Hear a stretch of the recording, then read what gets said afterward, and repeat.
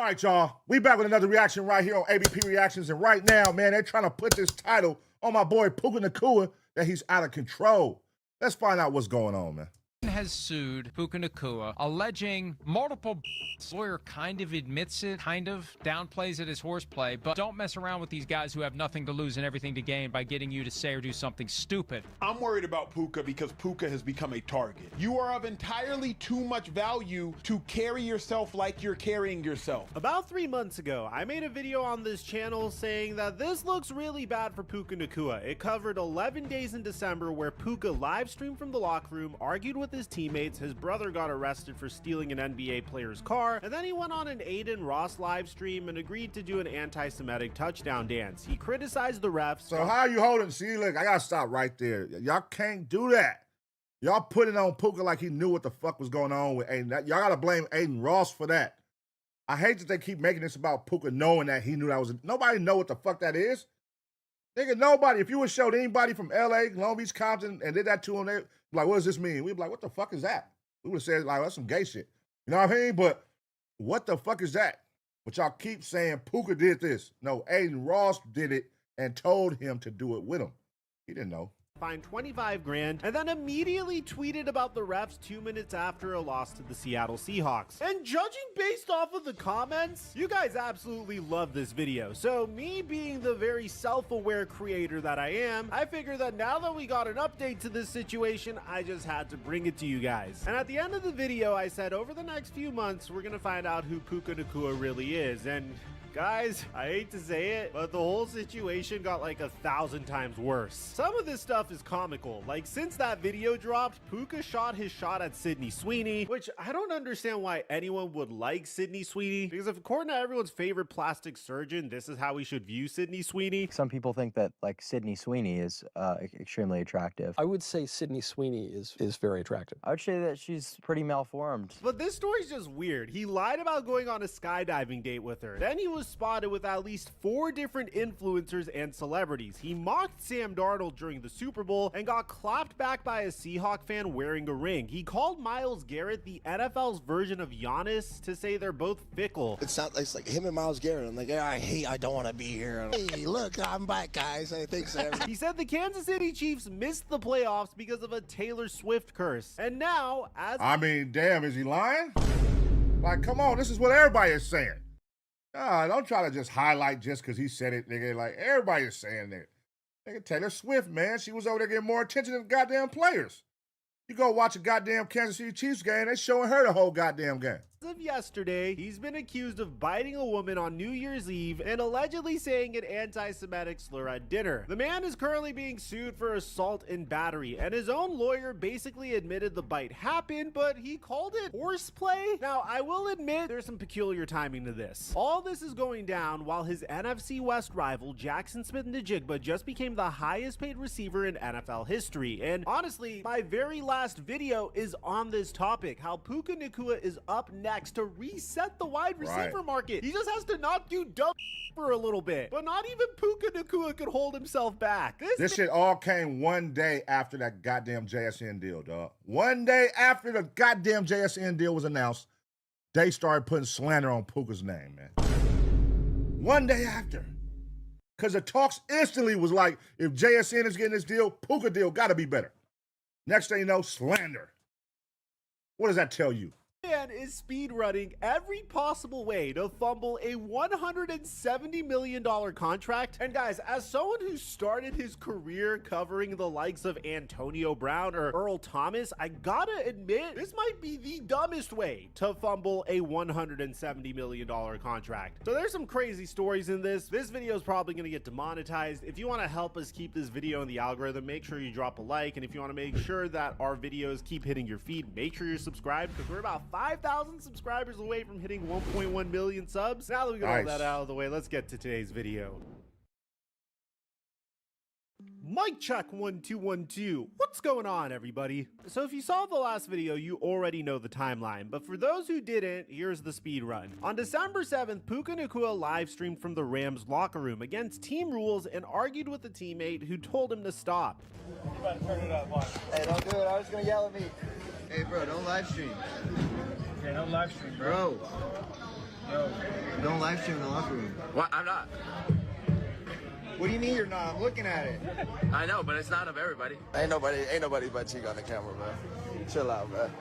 That's what y'all want. That's what y'all want. On December 13th, and I'll admit this is kind of irrelevant, but I wasn't going to make my own standalone video on this, and I just thought it was crazy. His brother Samson got arrested for allegedly stealing Laker rookie Audiothero's SUV. And then I hate that they associate his brother with him. Like, with listen, man, keep the subject on Puka. Like, stop trying to paint what my brother do, man.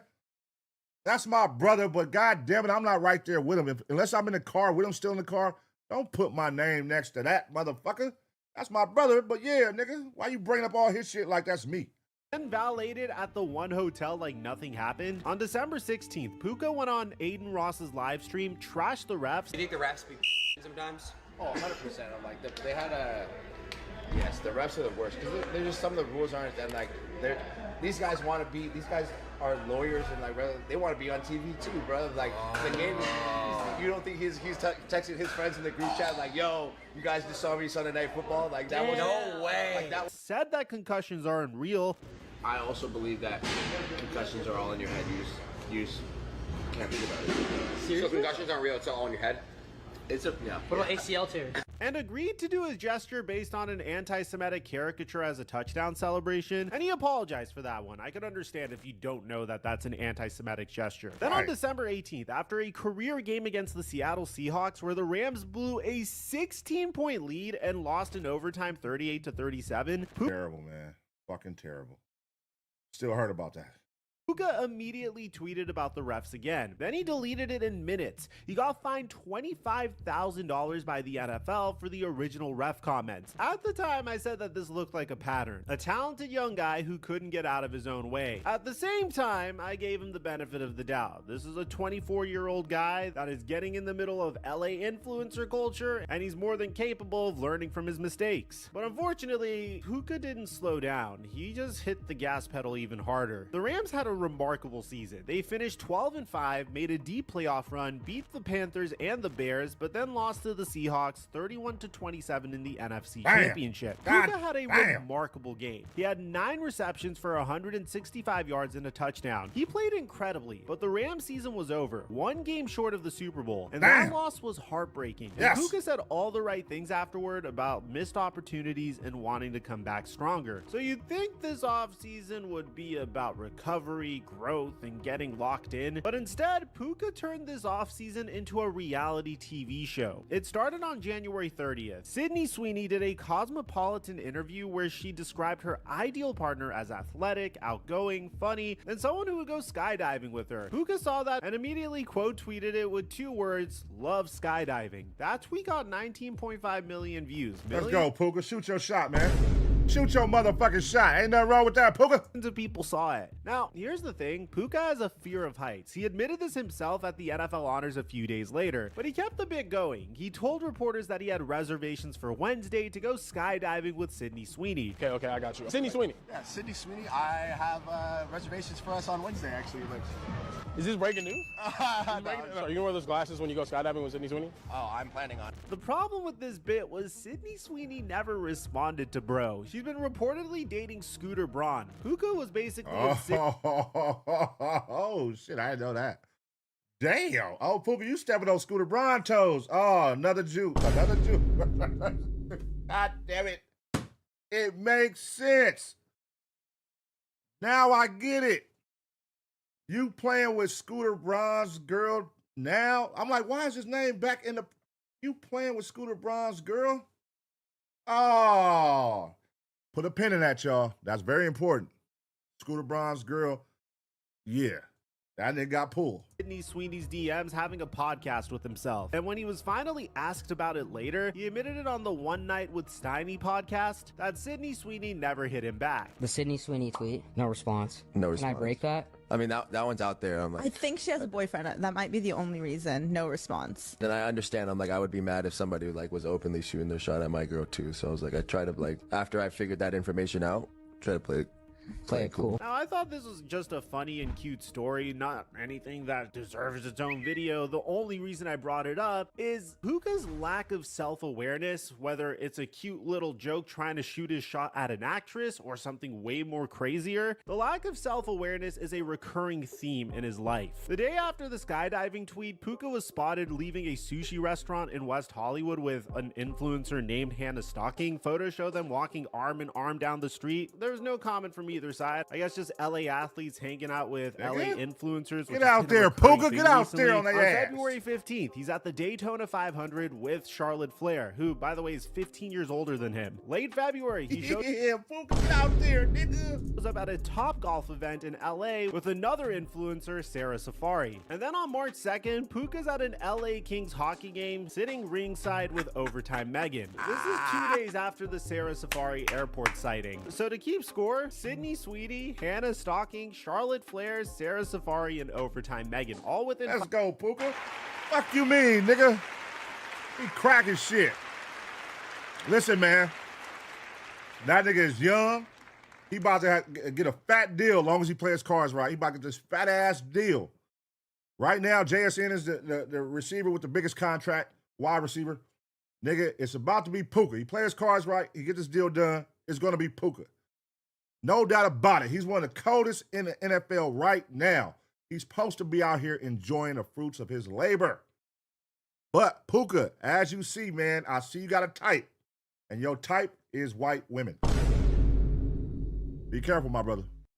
Be careful. 5 weeks. So why is this significant? Why are you talking about bro's dating life? Well, it all comes together when you listen to what Puka said on Steiny's podcast. He said he's completely single and he's just trying to meet some new friends in LA. And I think the meeting of the new friends in LA will kind of screw him over later on.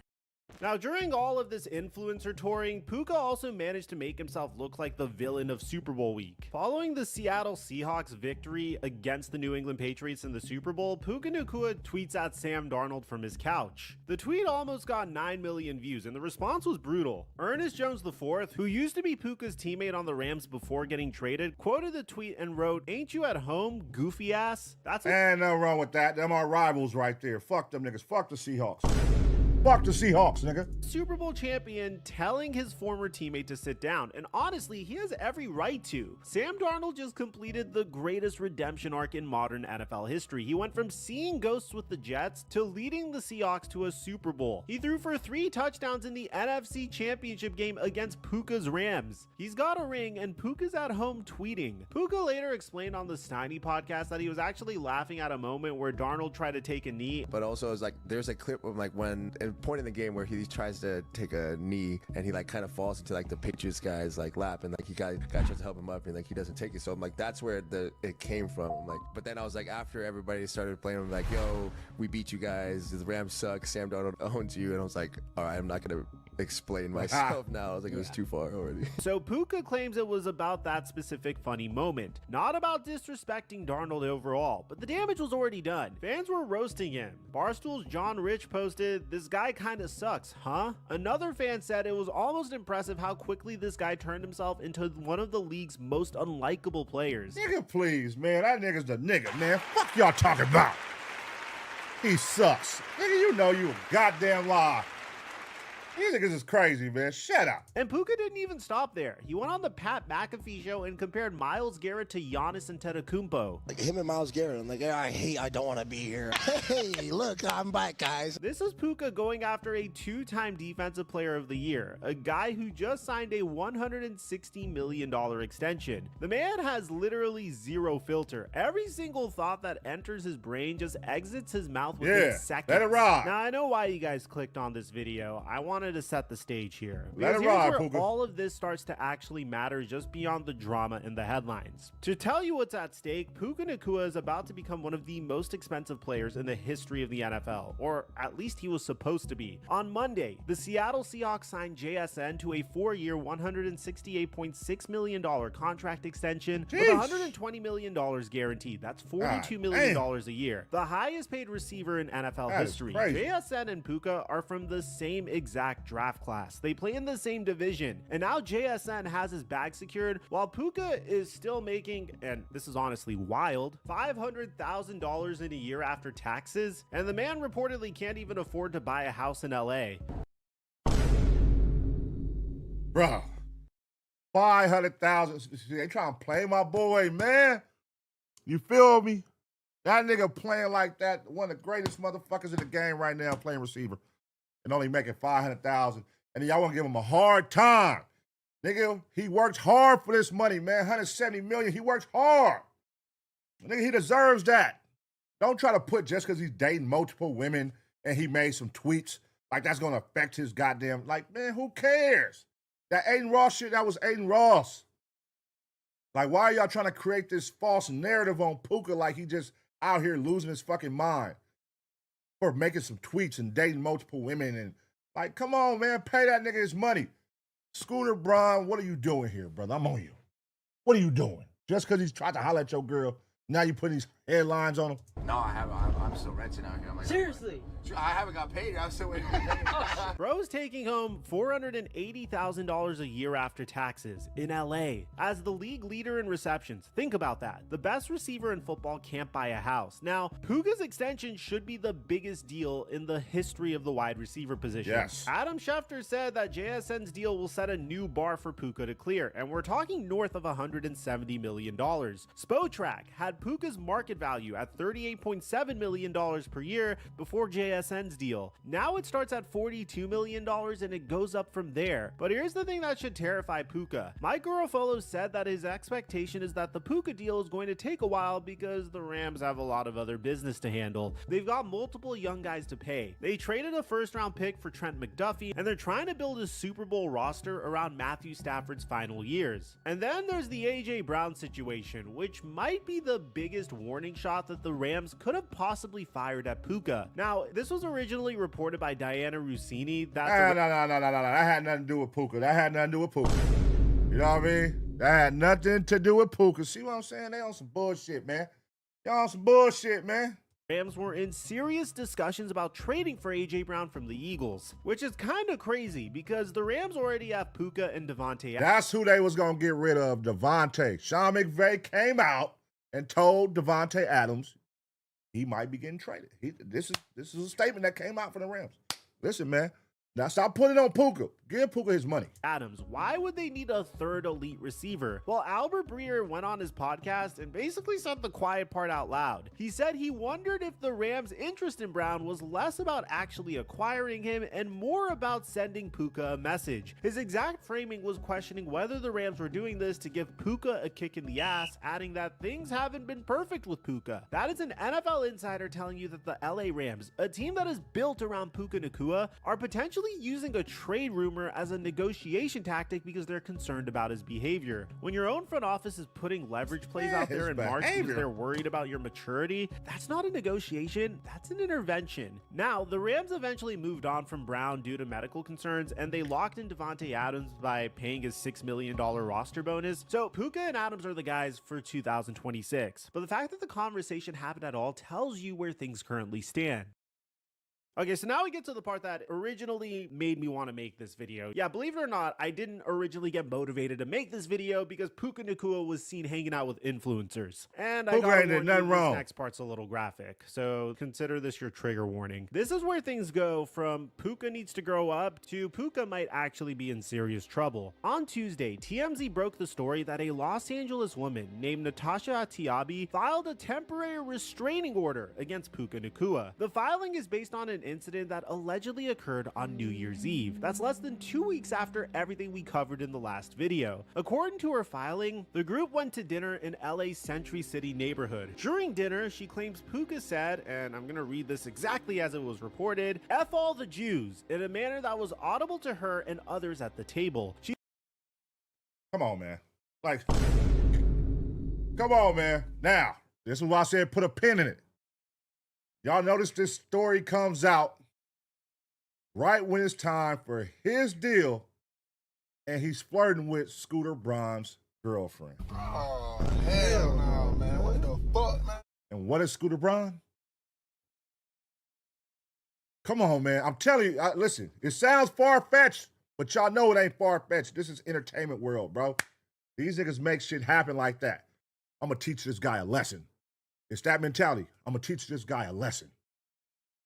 Like, all of a sudden, like, you want to put out a story from New Year's Day? Nigga, we are in March, brother. All of a sudden, you want to put out a story from New Year's Day saying that Puka said, F all the Jews. You want to put out a story 3 months later, all of a sudden.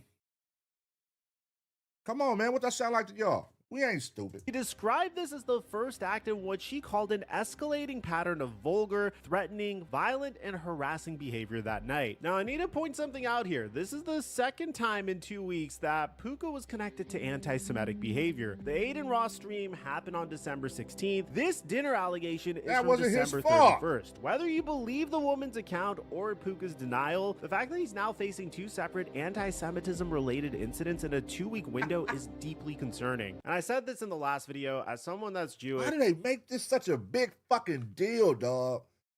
Like, listen, I get it, but the fact, like, niggas could say nigga, they could say ER, they could do all this shit, and they don't get put no goddamn headlines like this. But then as soon as a nigga say, oh, something about Jews, oh, anti-Semite, he's an anti-Semite, he's this, he's that. Like, what the fuck? You know what I'm saying? I literally just seen these white boys on Twitch, big influencers on Twitch saying nigga, using it. And nobody's saying nothing about that. No headlines about that. It's they big influencers on Twitch. Like, what? But yet, y'all want to make it seem like he did. Aiden Ross had him do the fucking dance. But yet, y'all putting it all on him. This story, nobody can really confirm it. It's a fucking female. This is Hollywood. These bitches lie like a motherfucker for some money. They sack chasers, bro. They gonna say whatever and pin whatever on you to get a bag. You know what I'm saying? So their word ain't really too credible unless you got some evidence.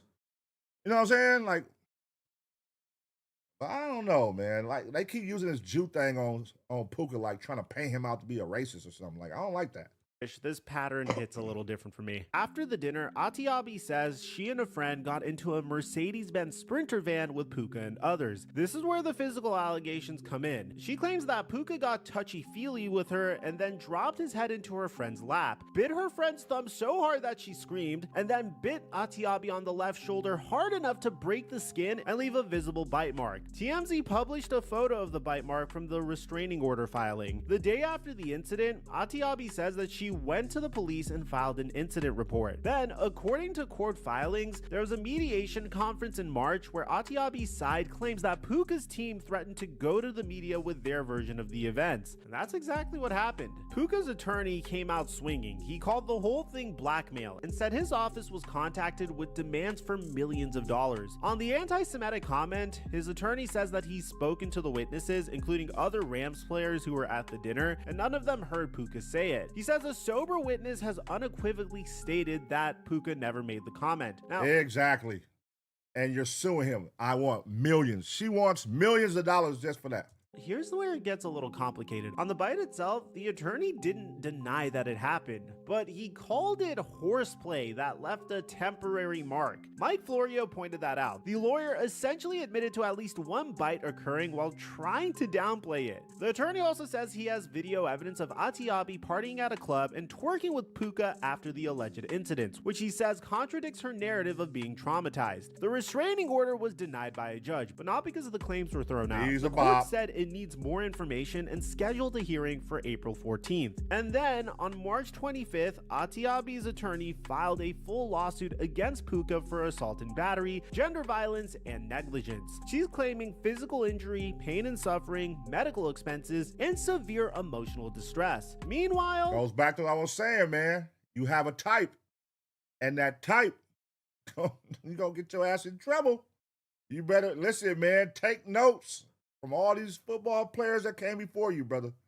You are playing in dangerous waters, Puka. The attorney has vowed to file a LA, defamation countersuit. So this is heading to court. Both sides are lawyered up, and the timing could not be worse.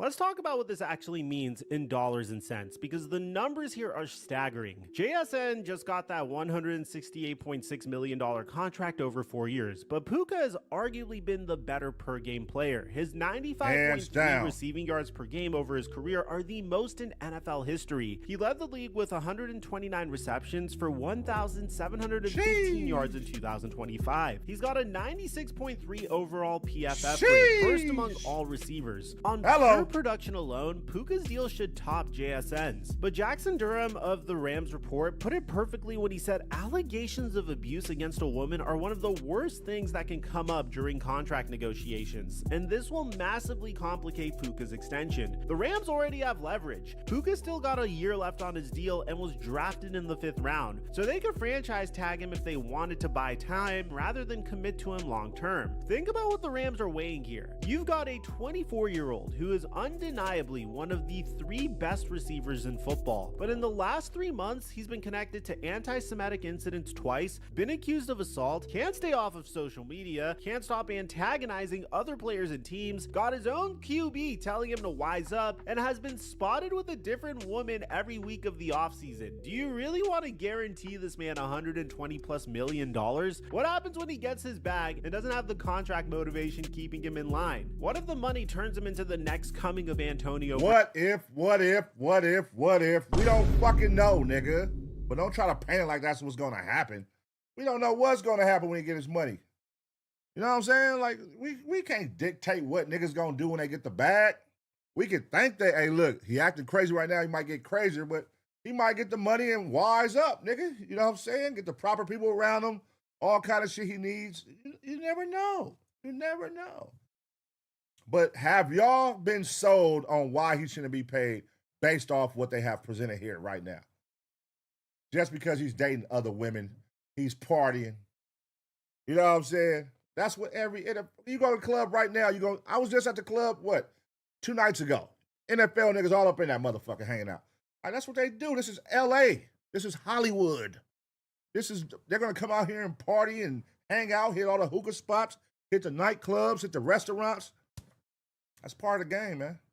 The Bengals waited to pay Jamar Chase, and it cost them an extra year of headaches. Chase eventually got $161 million, but the difference is Chase's off-field issues were about contract leverage, not about biting people at dinner parties. Look, I said this 3 months ago, and I'll say it again. I'm not here to bury Puka Nacua. The on-field talent is absurd. You can't teach what this man does with a football in his hands. He's generational. He's electric. In 3 NFL seasons, he's second all-time in receiving yards for a player in their first 3 years. He carried the Rams to an NFC Championship game appearance. He's got everything you want in a #1 receiver, but the off-the-field stuff is becoming impossible to ignore. And I think what bothers people the most isn't any single incident, it's the pattern. It's the fact that every single time there's a controversy, Puka's response is the same: lack of awareness. My awareness was at 0. He keeps saying it like it's a charming personality quirk, but at some point, a lack of awareness stops being an excuse and starts becoming who you truly are. The locker room stream, lack of awareness. The Aiden Ross gesture, lack of awareness. The ref tweet, lack of awareness. The Sydney Sweeney lie, awareness at 0.